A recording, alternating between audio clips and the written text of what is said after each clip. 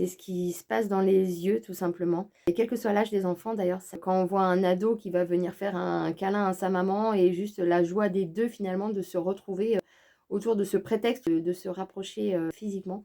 Et c'est toujours quelque chose qui m'émeut et le fait aussi de voir les enfants comme les adultes, voir leurs paroles se libérer, de dire les choses, que ce soit bien reçu et d'être prêt à faire, aussi énormément de sacrifices pour remporter, la partie et se mettre au service du bien commun. Par exemple, on va avoir une carte, tornado où il va falloir, s'engager à aller ranger la maison, tous ensemble pendant 10 minutes pour gagner, 2 précieuses pétales.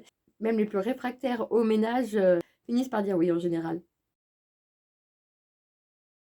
Ce jeu, c'est avant tout un jeu, mais c'est aussi un jeu-outil qui va, permettre d'aborder des sujets qu'on n'aurait pas abordés, spontanément de façon plus frontale ou en tout cas avec moins d'efficacité. Donc moi, ce que je conseille et je l'ai d'ailleurs mis, dans la règle, dans le petit mot de l'auteur, c'est de réfléchir en amont peut-être aux thématiques qu'on aimerait aborder avec nos enfants, au cours du jeu, et quand les cartes nous en donnent la possibilité, de pouvoir le faire.